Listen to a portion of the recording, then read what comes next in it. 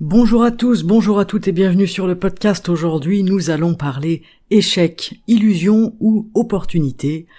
Nous allons explorer ensemble des idées et des concepts qui nourrissent notre réflexion et qui enrichissent nos vies, en tout cas, je l'espère. Donc aujourd'hui, je vous propose de parler de ce sujet universel qui est l'échec. Nous avons tous connu l'échec à un moment ou à un autre, un projet qui n'a pas abouti, une relation qui s'est terminée ou un objectif que l'on n'a pas atteint. Mais qu'est-ce que l'échec au fond ? Est-ce que c'est vraiment une fin, ou est-ce qu'on peut voir ça autrement ? La réponse, après l'intro.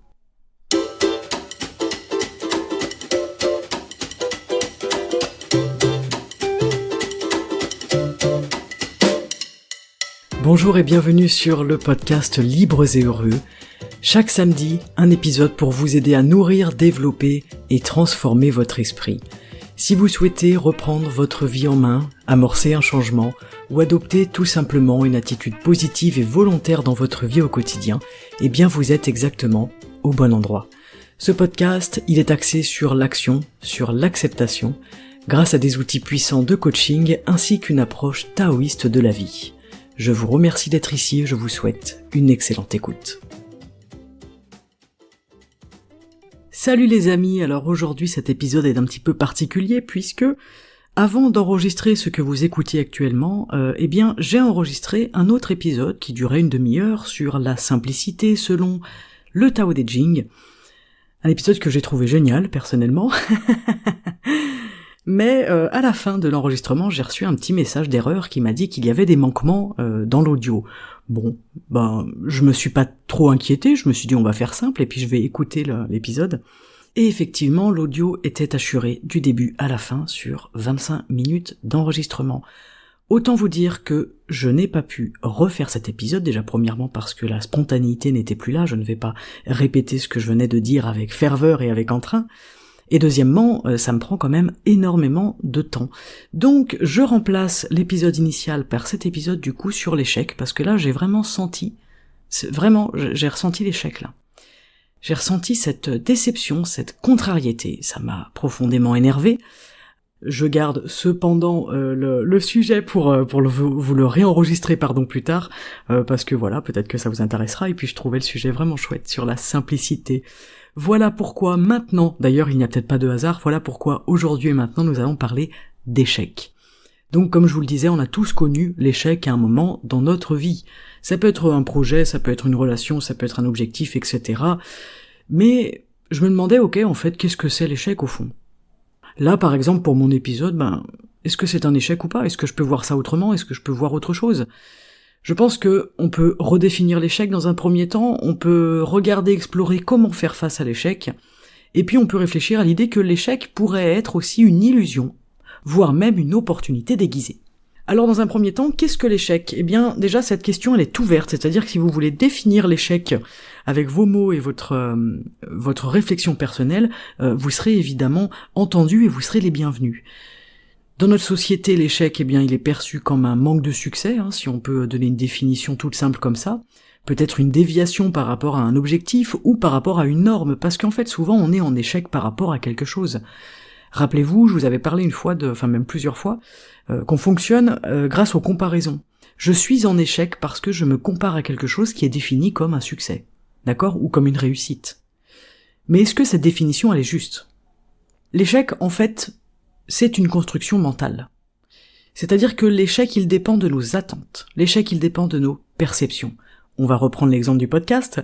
J'avais pour attente de vous faire ce super épisode. En plus, j'avais fait un gros épisode. Ça faisait longtemps que j'avais pas fait un épisode d'une demi-heure. J'avais pris le temps, je m'étais bien renseigné, j'avais tout écrit, etc. C'est mon attente. J'avais pour attente de produire cet épisode. Mon attente, elle n'est pas réalisée. Il se trouve que cet épisode, il part à la poubelle.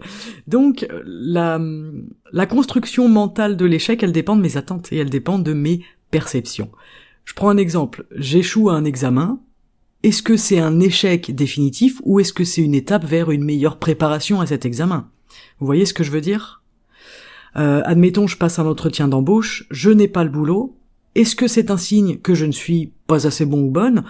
Ou simplement qu'en fait ce travail n'était pas fait pour moi, que j'étais pas censé aller là-bas. Vous voyez ce que je veux dire ? Comment est-ce qu'on définit l'échec nous-mêmes, donc chaque personne individuellement, selon notre construction mentale. Rappelez-vous toujours que vos échecs dépendent de vos attentes et de vos perceptions. Déjà, je trouve que ça aide à souffler, se soulager un peu. Ok, en fait, c'est une construction mentale, je peux changer les choses. Churchill, il nous disait, le succès, c'est d'aller d'échec en échec, sans perdre son enthousiasme. Eh ben, c'est ce que je me suis dit là, je me suis dit, allez, c'est pas grave, je repars, je rédige un épisode, je réenregistre un épisode, et je vais évidemment refaire le montage, etc., sans perdre mon enthousiasme. Je me suis dit, je ne vais pas me laisser piétiner par cette sensation d'échec. D'accord? Mandela, il disait quoi? Il disait, je ne perds jamais, soit je gagne, soit j'apprends. Ok, on peut aussi garder ce petit mantra dans un coin de notre tête. En tout cas, ces petites phrases à propos de l'échec qu'on lit et qu'on trouve un peu partout sur Internet nous rappellent à chaque fois que l'échec, ce n'est pas une fin. En fait, c'est une étape. C'est une étape qui est inconfortable, mais qui est nécessaire pour apprendre, qui est nécessaire pour aller plus loin, pour évoluer, pour grandir. J'aime bien cette idée que l'échec n'est pas une fin en soi, et que c'est une étape. Ce qui nous pose problème souvent, c'est cette notion de fin. Quand je vis un échec, je vois ça comme une fin. Je passe un entretien d'embauche, j'ai pas le boulot, je vois ça comme une fin. Une relation amoureuse ou amicale se termine, je vois ça comme une fin. Je vois ça comme un échec. En fait, non, c'est une étape pour autre chose. C'est ma vie dont il s'agit. C'est mon petit chemin sur lequel j'avance. Moi, petit être humain sur cette grande planète, et ce sont des perceptions d'échec que je vois là où il y a simplement, en fait, des étapes, qui, effectivement, peuvent être, inconfortables, c'est le mot, qui peuvent être pénibles, peut-être difficiles, mais qui vont être nécessaires pour que, moi, en tant que petit être humain sur la planète, je puisse avancer, je puisse continuer à bouger, je puisse garder mon enthousiasme, je puisse apprendre et je puisse grandir. La question qu'on peut se poser, c'est pourquoi est-ce que l'échec nous fait si peur ? La peur de l'échec, vous l'aurez certainement déjà compris, je pense pas vous apprendre quelque chose d'extraordinaire là, mais elle est liée à notre ego. C'est à cause de mon ego que j'ai peur de perdre, que j'ai peur de l'échec, et aussi que j'ai peur de la fin d'ailleurs. Ça peut aussi être quelque chose d'ailleurs, la peur de l'échec, qui est en lien avec la pression sociale, mais c'est pareil. C'est notre ego qui est en jeu derrière. On a peur de décevoir les autres ou nous-mêmes. On a peur d'être jugé par les autres ou par nous-mêmes. On a peur de nous sentir insuffisants, incompétents. En fait, cette peur, elle peut complètement nous paralyser. Cette peur, elle peut nous empêcher de prendre des décisions, de prendre des risques, d'essayer de nouvelles choses, de sortir de notre zone de confort. On en revient toujours à ça, c'est-à-dire qu'à chaque fois dans nos vies, quand on est arrêté par quelque chose, il y a derrière une peur. Et c'est à nous d'aller identifier la peur, de l'accepter, parce qu'en fait on a peur, c'est normal. Et c'est humain, c'est inhérent à notre condition d'humain, d'accepter cette peur, de la voir, et de faire avec. J'ai peur donc j'y vais, c'est ça le mantra. C'est pas je me paralyse parce que j'ai peur, on a tous peur. Même les personnes qui ont du succès, entre guillemets, les personnes qui ont réussi, entre guillemets, elles ont peur. Donc, si j'arrive à prendre du recul, je peux réaliser que cette peur, elle repose souvent quand même sur des illusions. Toutes nos peurs qu'on a, elles reposent beaucoup sur des illusions. Alors si vous êtes au-dessus du vide et que vous avez peur, c'est normal, c'est votre instinct de survie. Si vous êtes dans la jungle face à un serpent et que vous avez peur, c'est normal, instinct de survie. Mais on a peur, par exemple, de ne pas réussir, peur d'être jugé, peur de nous sentir incompétent, insuffisant, peur de décevoir. C'est lié à plusieurs illusions. Déjà, c'est lié à l'illusion de la perfection. On croit que la perfection existe déjà. Première erreur. On croit qu'il faut réussir du premier coup. Alors que non, l'apprentissage, c'est un processus. Un processus qui est fait d'essais et qui est fait d'erreurs. Quand vous commencez à marcher, on s'en rappelle pas quand on a appris à marcher évidemment, mais quand vous regardez un enfant qui commence à marcher, regardez combien de fois il tombe. Il fait que tomber. Et pourtant, il réussit à marcher. On peut pas lui demander de passer de 4 pattes à debout du premier coup. C'est un processus, l'apprentissage, qui est fait nécessairement d'essais, d'erreurs et de ce que l'on appelle des échecs. Si l'enfant ne se relève jamais parce qu'il est tombé, et qu'il est face à un échec et que ça l'arrête, eh bien vous verrez un adulte de 40 ans qui marchera à 4 pattes. Voilà, ça me fait beaucoup rire d'imaginer ça. Et on a aussi une autre illusion qui est intéressante, c'est l'illusion de l'échec absolu. C'est quoi? C'est qu'en fait, on a un petit peu tendance à dramatiser nos erreurs, à voir nos erreurs comme des catastrophes. Hein? Alors qu'en fait, une erreur n'est pas forcément définitive. Un échec n'est pas définitif, c'est ça l'illusion de l'échec absolu. J'ai l'impression que comme j'ai pas réussi, de toute façon, c'est fini. Je vais jamais y arriver, c'est définitif. C'est une catastrophe, c'est dramatique. Mais en fait, non. Et on peut reprendre l'exemple de l'enfant qui apprend à marcher. Heureusement que c'est pas définitif. Alors, on a l'exemple d'Edison qui est intéressant, hein, avec ses multiples tentatives ratées pour inventer l'ampoule. Et lui, il nous a dit, j'ai pas échoué, j'ai simplement trouvé 10 000 façons qui ne fonctionnent pas. Mais c'est génial cette phrase. J'ai trouvé 10 000 façons qui ne fonctionnent pas. C'est une façon de regarder l'échec différemment. Si vous avez l'impression, la sensation d'échouer, dites-vous ça, j'ai simplement trouvé, 500 façons de ne pas y arriver. Mais c'est chouette, il me reste encore plein de façons de faire. J'ai encore plein d'essais à faire, j'ai encore plein d'erreurs. Parce que c'est comme ça que j'apprends, parce que c'est un processus. Alors, comment faire face à l'échec? Une fois que je suis dedans, que je suis dans cette sensation d'échec, eh bien, on comprend qu'en fait, on va apprendre à changer notre perspective. Premièrement, on va apprendre à accepter l'échec comme une partie du chemin. En fait, dans notre tête, il faut faire une distinction. C'est que on pense que l'échec, c'est l'opposé du succès. En fait, on associe échec et succès. Je pense que c'est une grave erreur, parce que l'échec n'est pas l'opposé du succès. Les échecs, ce sont des étapes sur le chemin qui y mènent. Si je vois mes échecs comme des opportunités d'apprendre, eh bien, l'échec, il perd sa connotation négative. Il perd son pouvoir négatif. Donc c'est à moi d'accepter l'échec déjà comme une partie du chemin. Ok. Comme Edison qui a trouvé 10 000 façons qui ne fonctionnent pas. Dans un sens, ça le rapproche de trouver la façon qui fonctionne. La deuxième chose, c'est de redéfinir nos attentes. Ça, c'est intéressant. On a beaucoup d'attentes. On a beaucoup d'attentes qui sont irréalistes. On sait même pas pourquoi on attend des choses. Et pourtant, on les attend. Mais parfois, ce qu'on perçoit comme un échec, c'est simplement le reflet de ces attentes irréalistes. On peut se poser une question, c'est est-ce que j'ai échoué ou est-ce que mon attente, elle était complètement irréaliste? D'ailleurs, en coaching, quand on définit notre objectif, on a cette partie réaliste dans la smartisation. Est-ce que mon objectif, il est réaliste et réalisable, hein? On peut utiliser un mot ou l'autre, mais est-ce que c'est quelque chose de réaliste? Est-ce que je peux y arriver? Parce que si je pars avec quelque chose d'irréalisable ou d'irréaliste, de toute façon, je me dirige vers ce que je vais appeler ensuite un échec. Donc, regardez vos attentes, redéfinissez-les pour qu'elles soient atteignables, qu'elles soient réalistes et réalisables.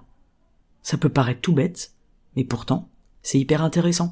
C'est le principe de découper, vous savez, nos objectifs en petites étapes. Parce que si, j'en sais rien, mon objectif je me dis dans 2 mois je veux monter le Kilimandjaro, c'est une attente irréaliste, donc je ne vais pas y arriver, donc ça va être un échec. Non, d'abord tu vas aller monter, le Mont Ventoux. Tu vas monter des petites montagnes, tu vas faire des petites étapes pour ensuite réussir ton gros objectif, parce que sinon tu vas être face à quelque chose que tu vas nommer un échec. Voilà, pour un petit exemple concret. Et la troisième piste qu'on peut regarder, c'est justement d'essayer de tirer des leçons ou des apprentissages. Hein, on peut appeler ça comme on veut. Donc, quand on vit quelque chose qui nous semble un échec, on peut prendre 2 minutes, s'asseoir, réfléchir. Ok, qu'est-ce qui a pas fonctionné? Et je note. Qu'est-ce que j'aurais pu faire différemment? Et je note. Qu'est-ce que j'ai appris sur moi-même dans cette situation? Et je note. Je vous donne un exemple pour mon podcast. Qu'est-ce qui n'a pas fonctionné? Mon micro, apparemment, qui est défaillant. J'ai pas réglé le problème. Qu'est-ce que j'aurais pu faire différemment? J'aurais pu faire des tests avant. Qu'est-ce que j'ai appris sur moi-même? Que finalement, je suis assez résiliente, c'est-à-dire que je repars pour un autre podcast, je me pose pas trop de questions, j'y vais assez simplement. Voilà, tirer des leçons, c'est simple. Là, l'exemple de l'épisode, il est moyennement bon parce que c'est pas un échec de vie, hein. C'est juste que après après l'épisode de la poubelle, je me suis dit en fait j'ai envie de vous parler d'échec parce que j'avais cette sensation d'avoir échoué dans ma mission et dans ma tâche, et je ne voulais pas que aujourd'hui, samedi, il n'y ait pas d'épisode qui sorte parce que justement j'aurais vécu cette sensation ou cette situation d'échec. Voilà, quel que soit l'échec, il contient une leçon précieuse si on prend le temps de l'examiner. Ça, j'en suis persuadé. C'est-à-dire que si je prends le temps de me demander, ok, qu'est-ce qui n'a pas fonctionné? C'est quoi le problème, concrètement? Ok, est-ce que j'aurais pu faire quelque chose, oui ou non? Et qu'est-ce que j'aurais pu faire différemment? Peut-être que c'est moi qui m'y prends mal. Je peux aussi me demander quelles étaient mes attentes. Est-ce qu'elles étaient réalistes ou pas? Et puis, on va se demander qu'est-ce que j'ai appris sur moi-même, ou qu'est-ce que j'ai appris sur cette situation à ce moment-là. Il y a deux petites choses que je trouve intéressantes par rapport à l'échec, qui peuvent nous aider. La première chose, c'est de se détacher du regard des autres. Rappelez-vous que votre valeur, elle ne dépend pas de vos réussites, mais elle ne dépend pas non plus de vos échecs. C'est pas parce que je réussis plein de choses dans ma vie que j'ai de la valeur. Donc, c'est pas parce que je vis des échecs que j'ai moins de valeur.